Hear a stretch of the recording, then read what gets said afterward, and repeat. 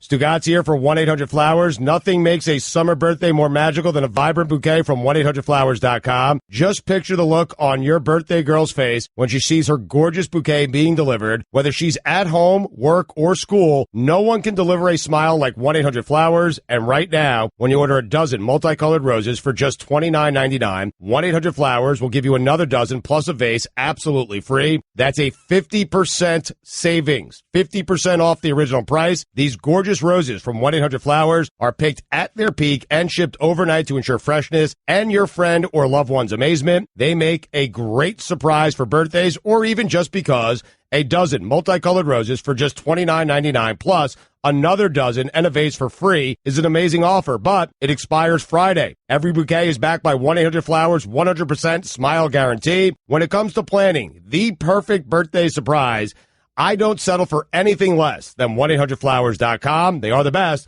To order a dozen multicolored roses plus an extra bouquet and a vase for just $29.99, go to 1-800-Flowers.com, click the radio icon, enter code Dan. That's 1-800-Flowers.com, code Dan. Decking, railing, lighting, furniture, fencing, framing. At Trex, we make the most in outdoor living because you deserve to get more from your life outdoors. So why not start bringing your ideas to life now with the brand that's engineering what's next? To learn more about all of the outdoor solutions Trex has to offer, or to find a local retailer or a certified Trex Pro deck builder near you, visit Trex.com. That's Trex.com. We'll talk about Paul George in a second. I imagine just about every market in America is doing what this one is. We've got the pieces for a rental. You'll get here and we'll convince you. We'll convince you to stay here. Sacramento's doing it. Everybody's doing it. We've got the pieces for a rental. But it's Sacramento. I mean, we have Riley. We have a culture. We have a history. Okay. And I don't know what you'd have to give up to get him. I don't imagine that he's going to play the year in a Pacers uniform. Why would they do that? They wouldn't. The only team, really, that it would make a difference on is Cleveland. Yeah, probably. Like a real difference, like maybe win a championship type difference. Yeah, yes. The Cavaliers. Everybody else is going to have to wait for either LeBron to get old or LeBron to go to the Western Conference. But we'll get to that in a second. First thing I want to get to, though, is Stugotz. I don't normally see him nervous. And he's nervous about tomorrow's Paul Feinbaum situation. He is shameless. He is a little bit fearless, even though he's fearful. He's actually someone roiling with contradictions, right? Because he does come off as fearless, even though he's a hypochondriac. Total hypochondriac. Overthink everything. I mean, but doesn't seem to think at all. Like, it's a lot of contradictions here. And tomorrow, because he lost the bet, I'll be happy to take your Conor McGregor prediction bet at any point that you want to do that. Any point that you want to start the bidding on that, I'm happy to do it as well. Because you love to you get all wrapped up in these things and making these predictions that you fail to realize that you're usually taking a substantive underdog. You don't care because you just want the attention. I'm making a bet. I got action. What kind of odds am I getting on this? I mean, we got to figure that out. Mine, if I take Floyd, I got to do something. I'll do the shark again. Yeah, but what do I do? I know. What do you do that's a tenth as bad as me laying naked on a shark? Just get rid of one eyebrow. Let me get through this week, and we'll discuss that week once I get through this week, because Dan is right. I'm not worried about the lie detector. That's not what's got me concerned. What's got me stressed out is tomorrow. And doing 4 hours looking exactly like Paul Feinbaum. My kids, because they're old enough now, and they're on all the social media, they are mortified by this. And I've been hearing about it the entire weekend. Mortified. All right. I'm mortified. All right. Well, we'll get to that in a second. The internet's forever. So even though it's only 4 hours. They started looking at, like, pictures from the last time I was bald, and they didn't like them. Now, they like, when the hair grew back to about an inch, inch and a half, they liked that look. My wife doesn't like it at all, okay? She doesn't like it. She likes, you got hair, don't shave it. You have a nice head of hair, leave it alone. But my kids started looking back at the pictures yesterday on Father's Day, mocking me and begging me, actually asking me for Mike Ryan's number, saying that they didn't want to, they want to try to convince Mike to get me out of this. And I said, Mike doesn't care about you. You don't care about me. You don't care about my kids. I finally found a way to trap the gods. Usually he gets on the line and he squirms, and we're waiting for 2 months. I just moved this thing full steam ahead, and he's stuck now. There's promos. It's a monster week for him. He can't turn his back on the bet now. It's great. You did. You figured out a way. I mean, he'll figure out future slippery escape routes. Oh, yeah, I got to adjust. But for this week, move. Yeah, because tomorrow it is. Tomorrow, because he will. He'll procrastinate. Next thing you know, we won't be doing it until he actually looks for natural reasons like Paul Feinbaum. Because just his hair is falling out. I mean, I'm headed that way. So, Paul Feinbaum, if you don't know what he looks like, go ahead and Google it. And what other accents will the costume have, Mike? Well, he's got to dress in a suit because Feinbaum's always dressed to the nines. He's going to wear the glasses, and I want the full visual because, like, we do a radio show, and Stugotz has your traditional headsets, but we have specially molded earpieces so you can get the full scope of the horseshoe. Nothing blocking the horseshoe on Tuesday. The horseshoe is the cul-de-sac that Paul Feinbaum has atop his head. And so what they're going to do is they're just going to shave a little cul-de-sac of skin into Stugotz's head. He's going to be the worst kind of bald. We can agree that that's the worst kind of bald, right? It's the worst kind of bald, yes. Now, I might look good in it. I have no idea. Like, I won the last bet because you were upset. Like, once I got down to being bald, you're like, wow, he looks pretty decent Stugotz, bald. Nobody looks good. I mean, who looks good with that haircut? Give me. Remember that show, Hunter? You remember that show? I do, yeah, Private Detective. I think his name was Fred. Was it Fred Thompson? Fred Dreyer. Fred Dreyer. I actually think he looked pretty good. No, but he didn't have it. I think you're misremembering that. I don't think that. Am I? We did this while you were gone. I think we figured out that Hulk Hogan's the only person that needs the horseshoe, and it works for him. Because if he's bald, like, it's not Hulk Hogan anymore. Well, which one's worse? The clean cul-de-sac or the Jimbo Fisher, where you got a cul-de-sac with a little hair island in the middle? Put that on the poll, Guillermo. Which one's worse? Hulk Hogan or the Jimbo Fisher? Well, no, because people are going to say the Jimbo Fisher, and it's not going to have anything to do with the haircut because Hulk Hogan actually made that work and Jimbo Fisher does not. Because nobody can make that work. Statham kind of makes it work because he has it really short, and it just looks like a 5 o'clock shadow all over his head. Right. Handsome. Fred Dreyer, when he did Hunter, you're right. He actually had something close to a full head of hair. You could see the cul-de-sac forming, but later on in life, he decided just to cave in and go for it. He actually looked pretty good with it. And I can see why you got confused, because Fred Thompson, also horseshoe, also looked good. Yeah. Did I tell you guys, Fred Dreyer, my father's story about Fred Dreyer? Hunter was one of his favorite television shows. Guillermo, put it on the poll because we got a lot of young listeners. Do you know who Hunter is? Or do you know what Hunter is? So he's a former football player who becomes a detective. And this is the funny part of the story. So I'm on the TV show on Highly Questionable with my father, and they ask him what's his favorite TV show. And I guess on his behalf, Hunter. And my father looks at me and says, I don't know what show you're talking about. And I'm like, Dad, are you kidding me? Like, how could you be, you saw all of the episodes. You watched this throughout my childhood. It was basically the only thing that you were watching. And he's like, I don't know who you're talking about. I don't know what you're talking about. And so, I get a little scared, because my dad's older. My grandfather at one point was, walking down Calle Ocho holding his underwear in his hand because he lost his head later in life. Mm-hmm. And I show my father a picture on my phone of Hunter. And this is what he blurts. Oh, yeah, that guy ate only salmon and dropped dead jogging. He's still with us? Is he? Yeah. Oh, yeah, he is. So what a weird thing. So it might be like your grandfather, Dan. Yeah. So what a weird thing for my father to not know correctly. Googling Fred Dreyer's salmon. Maybe you got half of this right. All right, let's see. What are you finding here? Well, are you sure Fred Dreyer's still with very us? much No, alive. he is 70 years old, and he is still very much alive. And looks good. All right, let's see if my father has the salmon diet correct, though. Fred, you're Googling Fred Dreyer's diet? Yeah.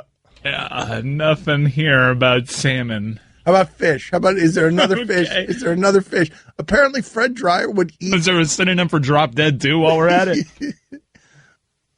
You will find something. I assure you, you will find something. I mean, I'm searching everywhere. Fred Dryer fish diet. Literally a blank screen on Google. I've never seen this before. Enter. Enter. Enter. I'll look it up during the break. Did you try salmon? Anyway, so Mike Ryan wants Paul George. Of course. And I'm guessing South Florida probably wants him too. The NBA does this really well, Stugotz. As soon as their season ends, things like this make an appearance, and we start loving the transaction, even though getting you Paul George only gets you swept in the first round of the Eastern Conference. Well, does it? Does Paul George, if the Heat get Paul George, does it get him past the first round of the Eastern Conference? Of course, because you're not only adding Paul George, then Gordon Hayward's obviously going to sign here because we're the closest team to a championship outside of Golden State. And then look at you. You're in the finals. You're probably going 7 and a toss-up. It probably comes down to coaching, in which we're better at. I'm sure that Riley will try and get in that game. I mean, everybody's going to try and get in that game. I don't know what it is that you have to give up for him if he wants to be a Laker. If you're the Cavs, right, you pull your whole roster over there and say anybody but 3 guys, right? Yeah, but there's not much there after the 3 guys. Yeah, I know there's not much there, but also Indiana doesn't have much in the way of leverage. But can't you say, Stugotz, when you say there's not much there, the rest of Cleveland, is there much here in Miami? Well, there's more here, I think, right? Is there? A higher pick. I mean, Winslow, Tyler Johnson, a higher pick. I mean, guys like that, it's certainly more for a rental. I don't even know if this organization's willing to part with a Dookie for a 1-year rental. Maybe. They were so weird about the Duke players here. About not wanting to trade him? Yeah. Well, but that's not weird. That's Mickey Arison loves Coach K. Josh McRobb is still on this roster. And what's his name? Nick Arison also, went to Duke, and that's at least in part why you got Shane Battier. Would you do that? Would you give up Winslow and a first for a 1-year rental? No guarantee he extends. You just bring him into the culture. Yes. Yeah, of course. My man. Why not? But that's not enough. That's not. You need to. Well, it might be though. It might be enough if he's saying, "I'm not going to sign an extension," and Indiana's going to leave with nothing. You need to match up salaries, though. I'm not even talking about enough in terms of. It's not enough in terms of what gets you Paul George, right? And it's not enough in terms of you got to make the salaries match up. It can't be Justice Winslow and take a bunch of crud. I have to see. Take the Josh McRoberts contract off our hands. So it would have to be Tyler Johnson, wouldn't it? Well, Tyler Johnson would probably a wing in there. I have to see. Maybe there's some sort of complicated stuff with trading somebody into space with that Bosch contract. I'll tell you what, if I'm the Cavs and I have to give up Kevin Love because LeBron, it looks like he has 1 year left there, I think Paul George gives you a better chance of beating Golden State than Kevin Love does. No? That's if you're all about beating Golden State. Wait a minute. You're swapping out Kevin Love and you're putting in Paul George, and you're going to just try and out small ball their death lineups, and you're going to – I mean, is Paul George going to play the 4? Because he's reluctant to ever play the 4. So what are you going to do? You're going to try and out small ball them with no rim protectors, nothing? I'm just thinking defensively it allows – you can put LeBron where you want to put LeBron, let him roam a little bit, and you can have Paul George and Kevin Durant. I think the play has to be, if you're Cleveland, if you want to get in that game, which is they are otherworldly, that you've got to keep Kevin Love and add Paul George. Right. That's the only way to get in that game. I just don't see how they do it, that's all. Even for a 1-year rental, it's tough because, like, if you believe the rumors, it's off season. Cleveland, if you have Kyrie Irving and Kevin Love, that still might be good enough in an Eastern Conference that looks like God knows what. That might be good enough to get you to the championship round. What's Boston doing? I never know. Wheeling and dealing. Making moves. Positioning themselves. Riverboat gambler. Gambling, I think, is what Mike wanted you to say. I go with gambler. Trex composite decking is rot and splinter resistant. Wood is not. Trex is insect proof. Wood is not. Trex eliminates time-consuming maintenance. Wood does not. Trex comes with a 25-year fade and stain warranty. Wood does not. So here's the question.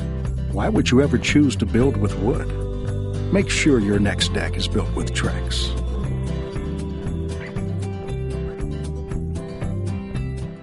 Don Le Batard. The reason Stugotz is tired is because He is using every available outlet to, at all times, spew his sports opinions. He comes in here, I look up, and by way of hello, I've got his phone in my face recording me, asking me for opinions on things because he is insatiable. Stugotz.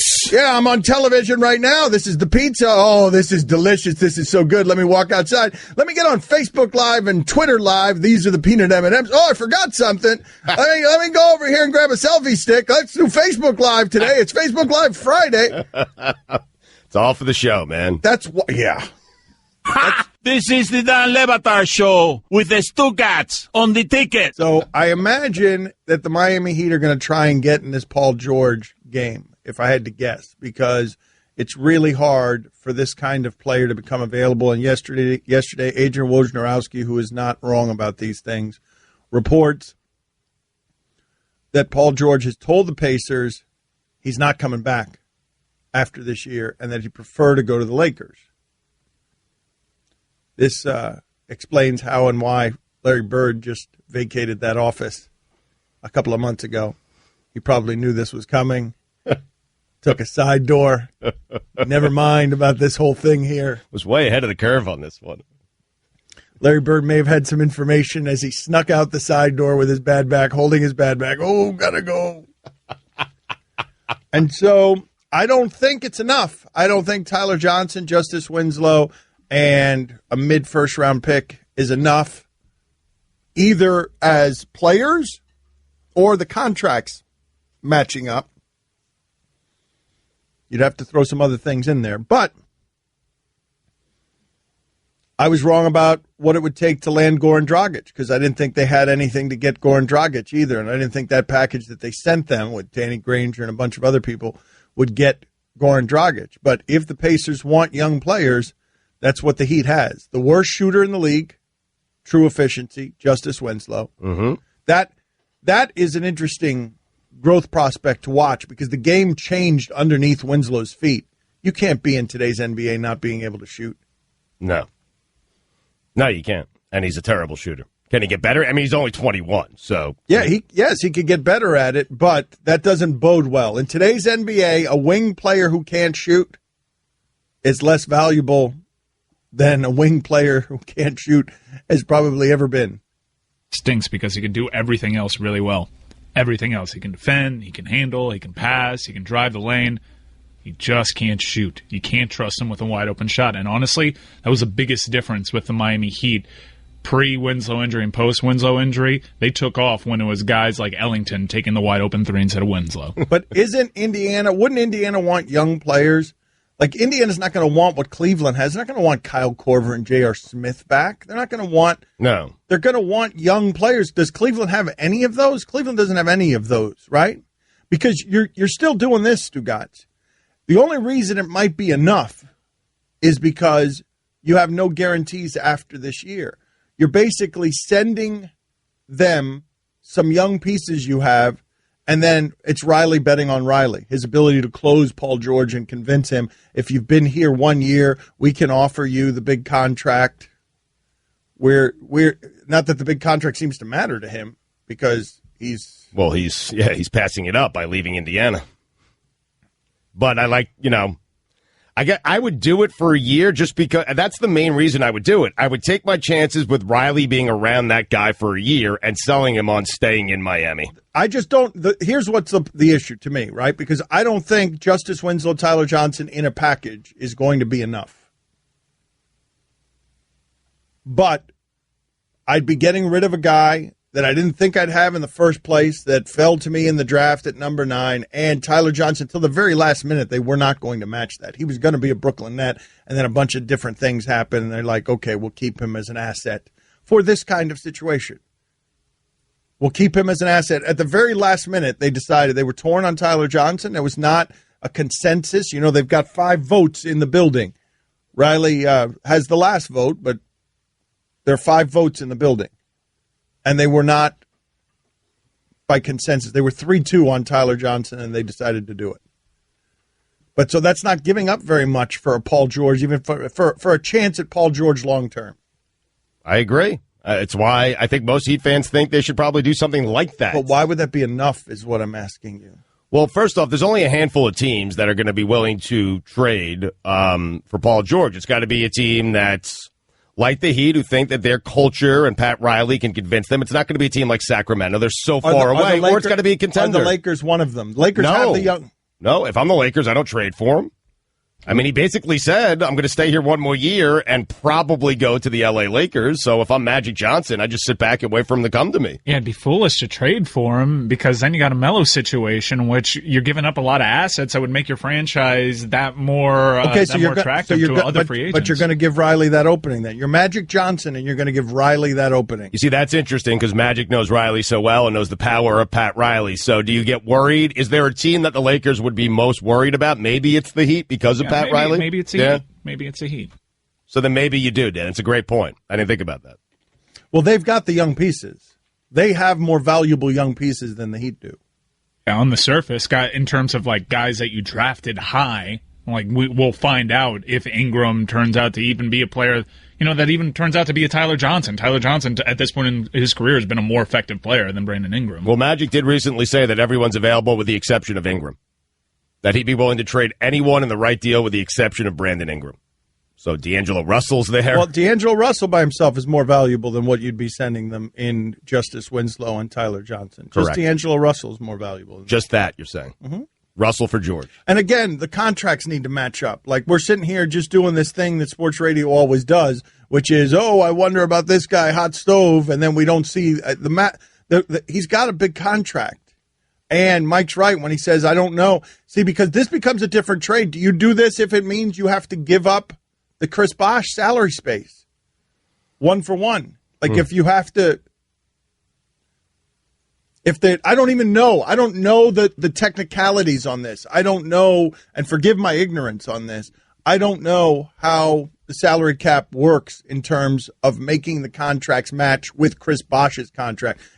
I don't know how the injury exemption works. If you just get that money back in a slot and then can trade the money back, I don't know the answer. Except to that. A player in a space. We have seen NBA trades like Philadelphia, for one, has just collected assets by just trading players in a space. Let's say that's right. Let's say it's right for the purposes, and forgive, again, my ignorance on this. Let's say it's right that you could trade the spot for Paul George, for a year of Paul George. Do you do that? Wow. Yeah, I'd probably do it.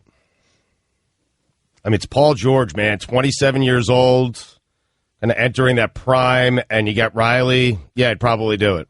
Yes. Yeah, and there you're putting forth a worst-case scenario where he leaves, you get nothing, but you do get the space back. You can use that space once he's off your books. Yeah, I just don't know how much you give up for him because I don't know what it's going to take to get him, but I imagine this is a conversation that's going to be playing out over the next couple of weeks because Woj is reporting that Indiana already called Cleveland. Hey, you want Paul George? What are you willing to give for him? Yeah, Indiana's probably doing that to see if they can get like Kevin Love. I mean, they gotta that'd be a hell of a trick if they can squeeze off like a Kevin Love for Paul George on a 1-year rental. You think so? I mean, that's where you go there fishing for, and then you got to see if they're dumb enough to budge.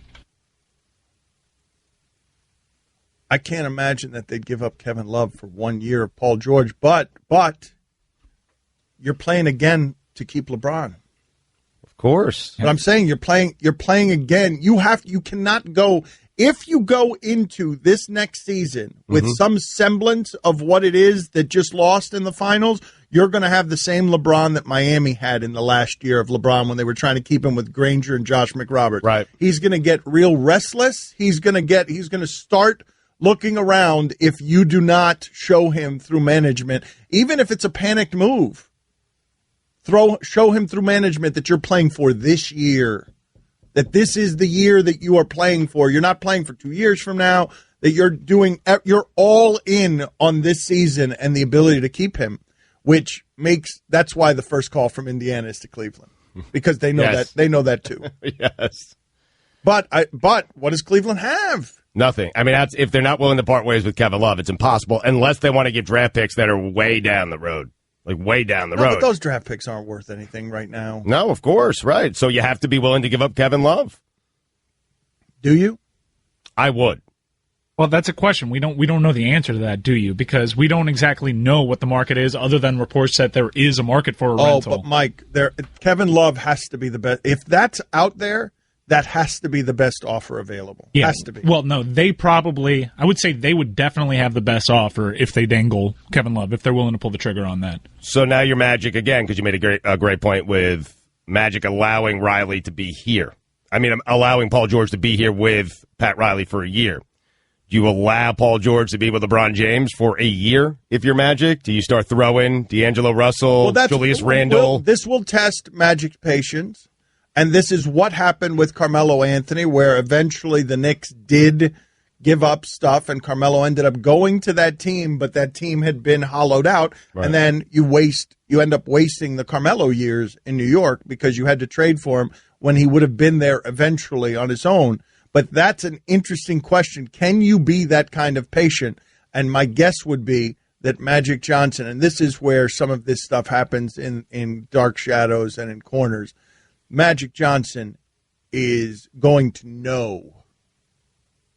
What Paul George intends to do, right? He's going to know it. He's going to make sure that he is getting word, even though it is tampering, and he is going to make sure that he knows what Paul George is doing in 2018. If the Lakers don't make an offer for Paul George, you get the feeling that Magic knows he's coming anyway. Right, and then it still becomes, though, are you willing to trust what you know and what Paul George told you being around Pat Riley for a year? I honestly don't know how the league hasn't stepped in already on the Lakers Paul George stuff. Disgusting displays of tampering just on Jimmy Kimmel alone. Paul George's favorite player is Kobe Bryant. Kobe Bryant's going to be working out with Paul George, just working him the entire time to get him to Los Angeles. Obviously, Kobe Bryant's ex-agent is now the general manager of the Los Angeles Lakers. It is just way too shady, and transparently so. Why isn't somebody doing something about this? Well, help me understand something here. Do you guys have any theories? One of the things that I always like to try to track is who benefits from a leak.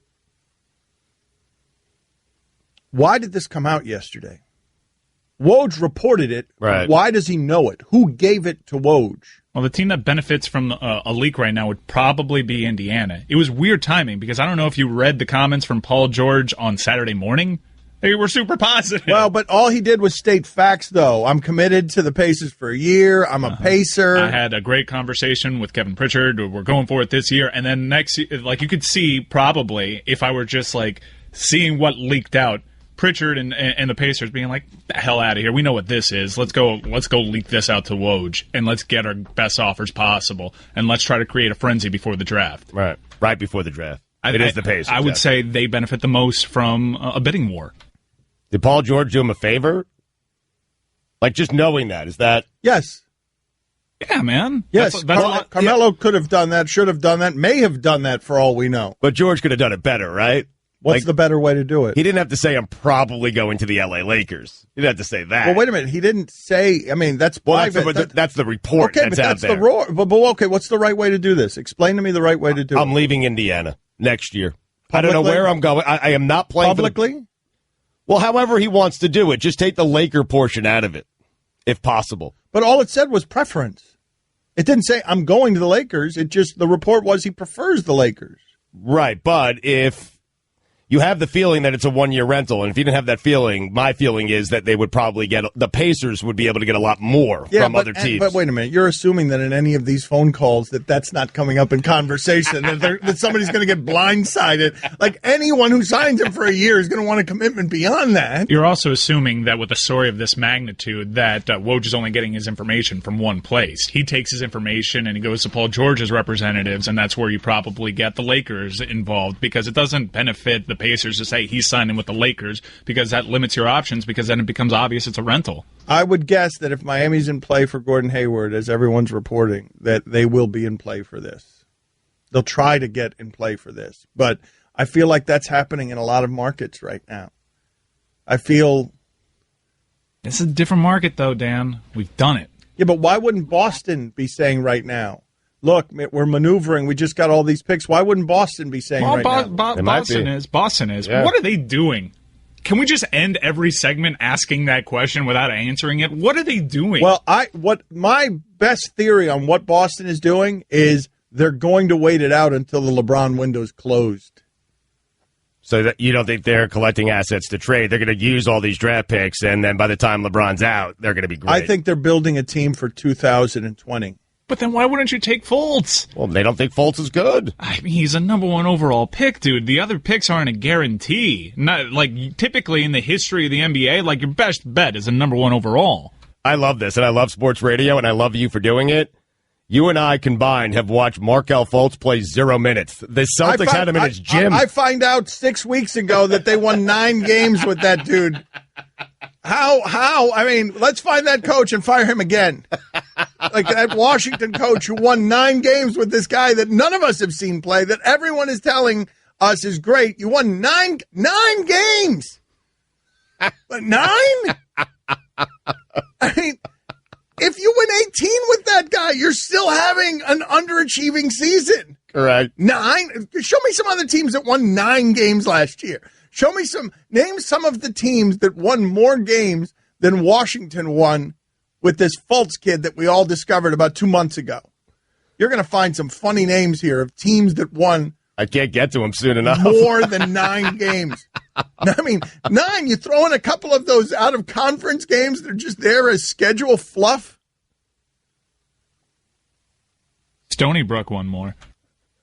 You're going to find a bunch. 9 isn't, I mean, it's so hard to win only 9 games. Who the hell they beat? Did they beat anybody in their conference? Did they win a single game in their conference?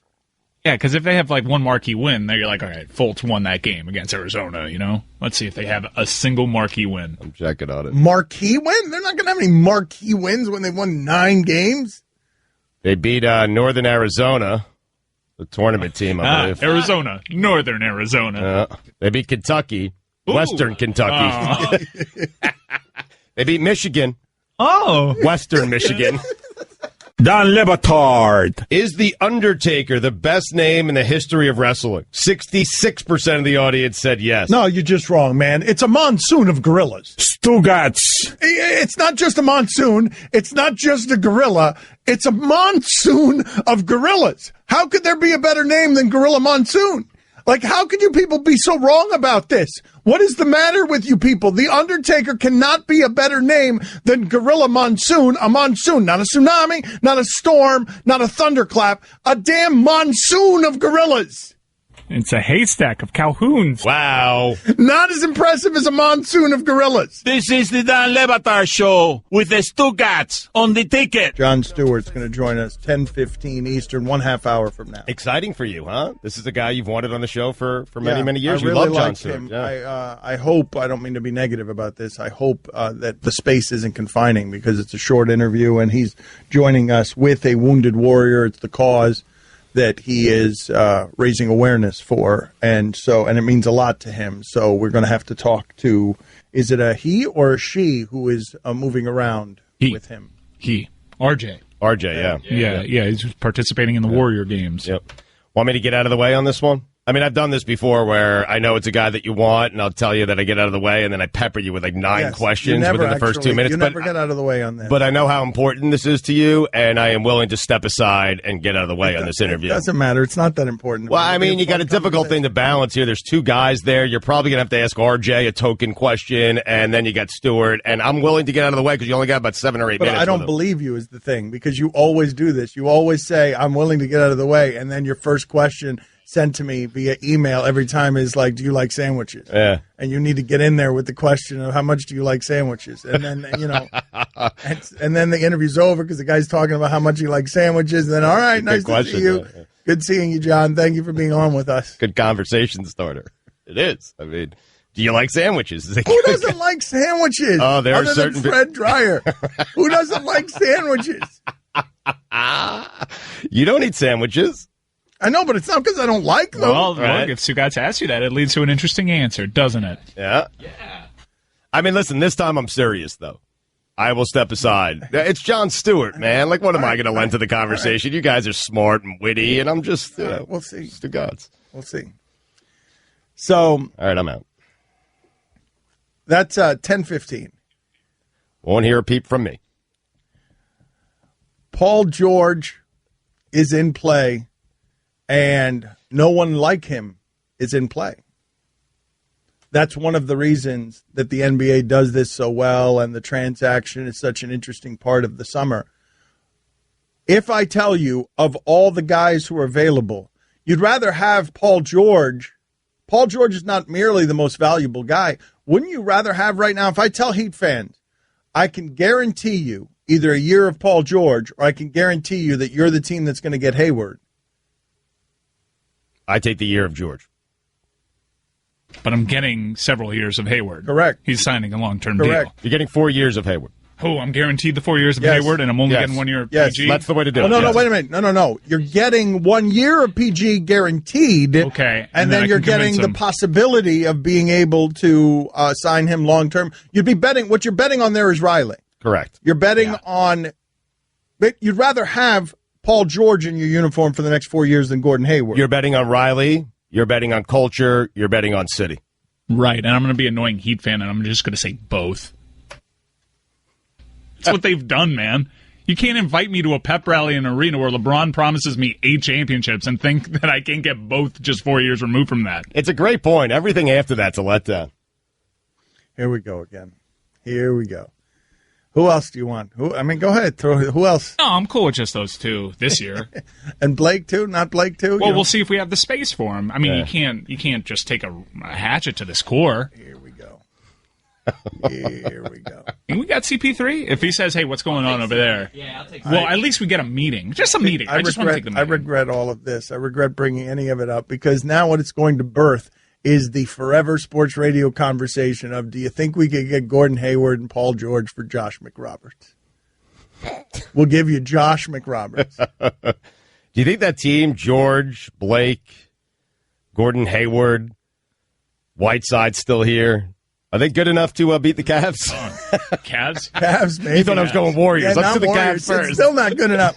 It's Warriors it goes 6. So you realize if Riley got all the people from whatever his dream scenario is, it's still not good enough. They can get hurt, man. Yeah. Steph Curry ankles. I mean, 7-footer that's had foot injuries over there in Golden State. Yep. They got to go through a tough West. Yep. Draymond kicks some people. Draymond can get suspended. Hold on. Let's think about this for just a second. If Riley grabs everyone in his fictitious dreams, you're still an underdog. Correct. Yeah. Yeah. But anything can happen. Yeah. You have Dragic, George. Oh, come on. That's We're where- probably going to have to, let's be realistic. We're probably going to get rid of Dragic if we get everybody else. I mean, it's fine. Well, are you including Paul and everyone else? Everybody. Just everyone. Oh, we who's can get available. everybody? Yeah, Everybody. No, Okay. he's telling you can have everyone. Everybody's available. Anybody who's been a trade call has been made on. So, Mike, here's what I'm telling you. You have Chris Paul at the point, okay? Ooh. You have Gordon Hayward at the 2. You have Paul George at the 3. Blake at the 4. Whiteside at the 5. Are you beating the Warriors? Warriors open that series as a minus 300 favorite. It's funny. It's Minus 300. that is how far For the behind series. everybody you are. That's how far ahead of everybody they are, too. Light years, you would say. Ugh. He was right. But it's something to talk about. Let's talk to Guillermo. Guillermo, are you mad at the Marlins for losing 2 out of 3 at Atlanta? At the end of that series was amazing. Did you see any of this, Stugotz? No. Oh, this is funny. Let me describe this to the audience. So, I just learned that Brandon Phillips is a Brave. The last couple of days. Really? Yeah. Was he with them last year, too? Oh, it was just this offseason, right? So I just learned Brandon Phillips is a Brave because he's had 2 consecutive walk-off hits. First player to do that for the Braves in 3 decades. 3 decades, a Brave has not done that. 2 consecutive walk-off hits that he hit in exactly the same place. But the Marlins were ready for it. They were not ready for it. No, but wait a go minute. on. They were ready for it. Last night, men on first and third because the bullpen coughed up another game. Phelps. Phelps should never pitch on the road, by the way. Just saying. Like, his road ERA is 7, his home ERA is 1. How about just leave him at home? Never pitch on the road. Don't even let him travel? Don't travel with the team. Don't bring him on the just plane. chill, relax, like rest that. a little. Don't pitch on the road. Forward thinking. Yes. So listen to this, Stugotz. So the Marlins, they first and third, tie game, bottom of the 9th. Bullpen hemorrhaging again. The Marlins, because there's 1 out, say, Ozuna, come stand on the second base bag. So now center field is wide open. Your center fielder is standing at second base because they're trying to turn the rare 4-8-6-3 double play. Ozuna's a left fielder, but that's irrelevant. Okay, yes, thank you. So there's a 7 in there now. Okay, now there's even weirder. It's not a 4-8-6-3 double play. It's a 4-7-6-3 double play. So Ozuna's at second base, and he's just standing there, and it seems like he and D. Gordon are still there right now arguing. Right now. That they're still over the second base bag because they don't know how to play this particular position. They've never practiced that, by the way. They could have held hands. They were so close to each other. Nobody knew what they were supposed to be doing. And so immediately what happens? Ground ball right up the middle. Slow roller? Very slow roller. Very slow roller. And that Riddle guy. Magic and D were just looking at each other, so it just rolled right between the two of them. I heard the Braves call of it today. They were like laughing at the Marlins. I know, because everybody was just staring at the dribbler that went into center field. It went because Ozuna doesn't know how to play this second base, hovering over second base position. Who's Magic? Who is Magic? Magic JT Riddle. We went over this a while ago. You guys don't need to pay attention. Magic Riddle? Yeah, his nickname's Magic. Does anybody call him that? A couple people tweet me Magic when he does something good, because I was at a season ticket holder meeting and a woman said he was Magic and they needed to call him back up. And sure enough, he's done magical things since. He's Magic. Okay.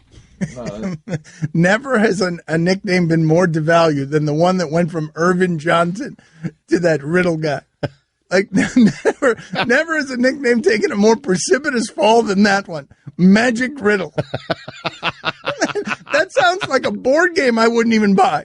I wouldn't even buy that if I was at the store and drunk and I needed a board game to play with my friends and that was the only one on the shelf. Magic Riddle. I'm leaving it there. I'm staring at it. The way he stared at the ground ball that went right up the middle yesterday. How about this other nickname that I've heard for him and D. Gordon, the Riddler and Commissioner Gordon? They're not good though, so it's a cool nickname, but they're not really great. Not that cool. You like that as a nickname, the Riddler and Commissioner Gordon? I love it. I think it's great. Yeah, his name is Riddle, yeah. so you make Riddler. Yeah, I like that. The Riddler. Yeah. Commissioner Gordon. We should have won both those games. Like, this was prime time to fatten up on the Braves. We would have been 3 under, right back in it, and instead we lose to 7 under again. Well, haven't they done nothing but lose to the Braves the last 2 years? The Braves are terrible, and haven't they just done nothing but lose to the Braves the last couple of years? I mean, yeah. We need to beat these teams, Dan. Like, what's going on? Yeah. What's going on? And by the way, Don Mattingly, I'm so sick of him. And you know this already. What was he doing on Saturday? He put A.J. Ramos in there to close the game. The bullpen blew that game. Put A.J. in there. He blew the 9th inning, blew the save. First blown save of the season only because, like, all his terrible games, he's never in a position to get a save. So that's why he doesn't have any blown saves. Whatever. So he blows the game in the 9th, gets lucky to get out of that inning, and then Don Mattingly sends him back out in the 10th. He got 1 out in that inning. Everybody knew we were going to lose that game, except Donnie Baseball, apparently. What has he done as a manager? Honestly, I'm not even joking. Well, I'm trying to be fair here. Well, wait a minute. What has he done as a manager? You're not being fair about this. He put the guys in the correct position yesterday. They've never tried that play before. They could have had all 7 guys on the infield, and they would have messed that up. They were looking at each other completely confused. Ozuna was like, me? What am I doing in the infield? He was completely confused as to why they were calling him in from the outfield. Nobody knew what the hell was going on there. It's something you might want to work on before you actually do it in a game. Exactly. I mean, this guy just pulls moves out, Dan, and I'm going to tell what I texted you. No, I'm going to tell them what you did text me yesterday. This is what Guillermo, who insists on blaming Mattingly. He's never done anything as a manager. He had all-star teams in L.A., did nothing with them. Listen to Go on. This is because in keeping with this magic theme, thank you, Guillermo, for giving me the right to go on. I appreciate it. He sends me a text where he's blaming Mattingly. As soon as that ball squirts through the middle, he's like, he's like a magician. But instead of these long kerchiefs that are colorful that he's pulling out of his jacket, he's pulling large feces-covered ones right out of his